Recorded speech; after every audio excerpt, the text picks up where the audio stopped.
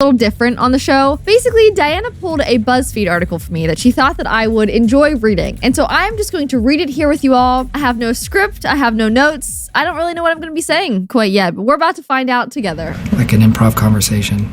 Improvisation. The BuzzFeed article's title is called I Still Hate Him. People who got divorced months after being married are revealing the shocking reasons why. Well, I feel like I can start guessing those before I even start reading, but I will wait. What are your guesses? Typically, the marriages just shouldn't have happened in the first place. Because if you are within months, that is the time that you should be honeymooning to the nth degree. You should be so in love. You should be so happy. Actually, though, I have heard people say that they have some of their toughest months right after getting married. So be warned, Diana. I didn't experience that.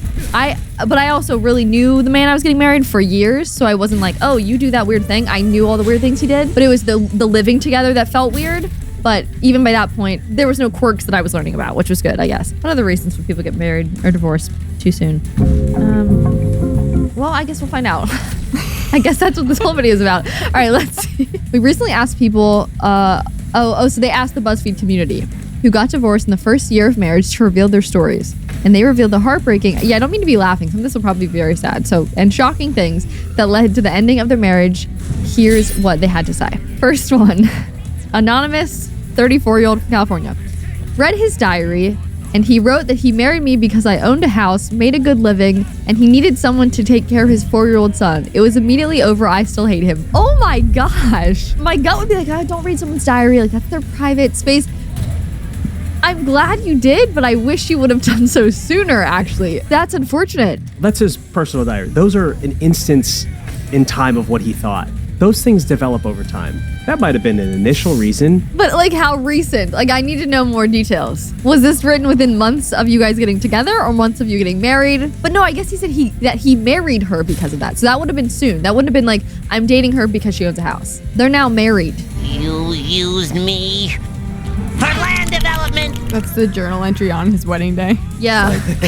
Don't marry the person if you're writing in your journal, am marrying person because they own a house. I'm not surprised that it didn't work out and that she still hates him. I mean, if a girl wrote that, though, would we be saying the same thing? Yeah. Because we don't live in a day and age where you must marry to get into a higher caste of society, or you must. I just watched Pride and Prejudice again. So I was watching about like that's how women used to. They had to marry for money. You don't anymore. I've no money and no prospects, and I'm frightened. We are blessed. You can marry for love. So I hope that people can find that and avoid marrying for a certain item that you're getting. Items are fleeting. They're there one day and gone the next. Love will power through. Okay, here's another one. There were signs that I ignored. We were together for about 4 years and our relationship was toxic. Well, she was toxic. I kept telling myself things would get better if we move in together, if we move to a new place.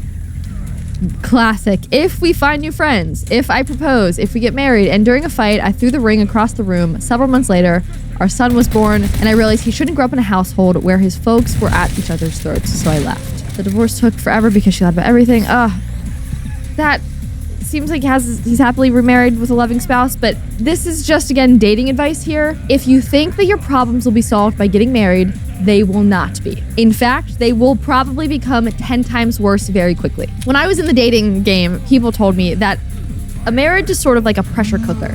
And so when you put any kind of problematic issue into it, it just makes it 10 times worse. So stew on that before pursuing a person further, especially taking the step into marriage, because things will not get better if you move in together. They will not get better if you propose. Overall, those things will not solve problems in a relationship. I'm taking the red flag. Don't do that.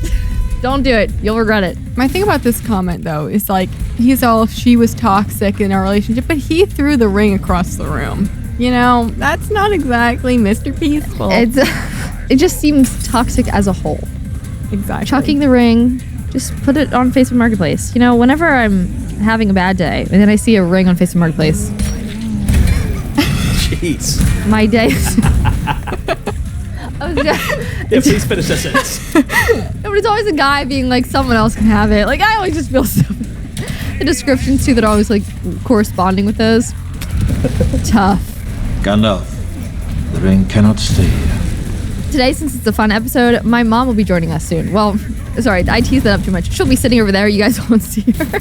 But she'll be in the studio in a couple of minutes. So she'll get to read some of this BuzzFeed together. Maybe she'll give some marriage advice, frankly. 30 plus years of going strong with my dad. I forget their exact number. 32? I'm guessing 32. Let's see what she says when she arrives. Okay, let me go get my mom and I'll be right back.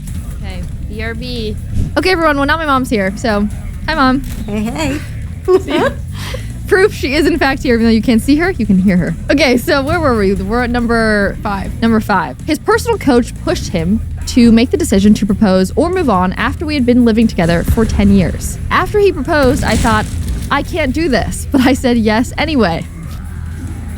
Brutal. Okay. We had a fairy tale wedding from the outside looking in, of course, and but when we got back to real life, things got worse. He became even more verbally abusive than he had been before, and I was wildly depressed. Okay, let me unpack that for a second. Living together for 10 years, and his personal coach pushed him to make the decision to either propose or move on. So kind of gave him an ultimatum. It's tough that she didn't give him the ultimatum. Like, it's weird that some random personal coach was like, you must do this, sir, and he chose to do the marriage thing. The other thing here is you're living together for 10 years.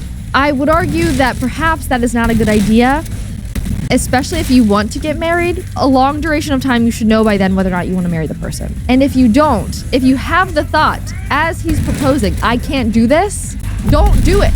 I just like envision like you're finally down after 10 years and you're like, actually, nope. I mean, sometimes though, to be fair to people in the world, you do have to almost see that happen before people like suddenly see the fog they've been living in, especially after 10 years, where you're just kind of like complacent, this is good, this is fine. And then finally the marriage becomes a thing. I do this, like the box is open and you're like, oh my gosh. So just say no. It's better than this. Is there gonna be happy ones? I guess this is all, this is a fully divorced. All right, well, I was getting like a fun, happy episode today. No, it's all depressing. Clearly, I need to do another episode that's more pro-marriage to kind of equal this out, because right now this is very heavy on the divorce, the bad parts of marriage and commitments, but there are very positive parts as well. So that is something that I will then cover in the future to balance it out. Speaking of balance, you should also be taking Balance of Nature, because with Balance of Nature fruits and veggies, there has never been a more convenient dietary supplement to ensure that you get a wide variety of fruits and veggies in every single day with 31 different whole fruit and vegetable ingredients. Balance of Nature takes fruits and vegetables, they freeze dry them, turn them into a powder, and then put them into a little capsule. Then all you have to do is take your fruit and veggie capsules every single day, and your body knows what to do with them. Lately, I've been on the go, and I do not have time to meal prep or eat a well-balanced meal. Frankly, huge thanks to my husband for actually providing most of our meals right now, and he's just been great. So again, marriage, it can be great. But in addition to my balanced meals that I get via Adam, I also take Balance of Nature. So if you want to give Balance of Nature a try, you can go to balanceofnature.com and use promo code Conrad for 35% off your first order as a preferred customer, plus you get a free bottle of fiber and spice. That's balanceofnature.com, promo code Conrad today. I got married young, 22, after dating for less than 2 years. He was older though, 26, so I thought that made it okay. Nope. All we focused on was our wedding. We never talked about the rest of our lives and what our family would look like, whether we would travel, how many kids we would have, etc. There was nothing overtly wrong. It was just boring and not what I wanted. I moved out after 11 months and realized I didn't want to do this for the rest of my life. We wanted different things for our future, and I was willing to admit that just okay wasn't going to cut it for me. This is another one of those scenarios where then don't get married. Treat marriage like a covenant. Treat it like something that is for the rest of your life, that is huge. So you should be thinking about all those decisions that you possibly can up front. So the big ones, like kids and future plans and, gosh, what are the other things that you'd want to think about? Everything? You'd want to have all of those conversations. Which ones did they not have? They just talked about their wedding. If all you're talking about is your wedding, pause the planning, even for a day. Sit down with the partner and go through a bunch of other questions. And if you realize, oh, we haven't talked about any of this, slow your roll and start talking about all that. Make sure that things are good there. Treat it like it's the biggest thing ever, because it is. It's a huge deal. Like, I know so many people who went and like dated for a couple years and didn't really think twice about it, and then they suddenly had like one big conversation about one of those major things, and we're like, oh, we're not right for each other. I mean, it can happen like that. So be aware of that. Communication. That was my biggest takeaway from my dating and single years. Communication is key. Right, Mom? Correct. My mom saw what happens when I don't communicate well, so she's been through it all. But also though, getting married young, that wasn't an overt sign of negative things here. Like, I didn't see, got married young, 22, and thought like, uh-oh, I don't think that at all. I think that people can have absolutely happy marriages and be early 20s, no problem. How old were you? 23. See? And you guys are married for, wait, how many years? 36 years. 32? I'm guessing 32. All right, I was 4 years off. See, communication. I should better. I should have known that. Oh, and how many months were you guys dating before you got engaged? Met, engaged, married, all within a year. All within a year. Yeah. See? So it can happen. Yeah. And I wouldn't believe that. Like in the modern day now, I'd be like, you guys only have been dating for 4 months, like bad idea. But because I have you guys, I don't necessarily agree with so I don't say that to people. I just make sure you've had the discussions because you can have all those discussions. Heck, even Love is Blind, and I hate Love is Blind for a lot of reasons, but they do force you to have all of the discussions up front before you even meet the person. So then those people who actually get expedited marriages and then they actually work, I'm not fully surprised because they are having those conversations. In that sense, Love is Blind is sometimes good. This is just making me think of my dad's proposal to my mom. It was really cool. Wasn't it, Mom? Mm-hmm. So she was driving home from work, the time that she was always driving home from work, and she always had a certain radio station playing. And so the radio was on, and then the radio DJ said something to like, "Hey, Kim, do you want to get married to Jeff?" Is that sort of right? He called in. Okay, so he was speaking on the radio and asked you over the radio? Yes, while I was driving. And then you couldn't say yes or no, obviously. So then by the time she pulled into her house, he was there waiting for her. Is that correct? Yes. See, that's so cute. Okay, are there any other good ones? One of them just said, he didn't know how to use a microwave and called me fat for knowing how to. You can tell it didn't last long. But also, again, coming back to marriage here, because yes, these are funny, but we're talking about marriages. Would you not have known if your partner knows how to use a microwave before you get married? That seems like something you'd learn like week 1. You're making, what are you making microwaves? I don't use them anymore. TV dinners? Okay, that one's just brutal. This one. Okay, I ignored the red flags while dating, had concerns right before the wedding that I chalked up to cold feet and married anyway. By month 8 or 9, I realized he was not a good human at all. He treated waitstaff poorly and played mind games with his ex when it came to raising their daughter. I suddenly realized I had an exit via divorce. I know, duh. Oh, she means she realized she could leave via divorce? Okay. And didn't look back. I have no regrets and I'm thankful I didn't waste more of my life married to him. Got out at age 30 and have enjoyed life without him. Okay, again, going back to dating advice. That's what I'm trying to make this episode a positive spin.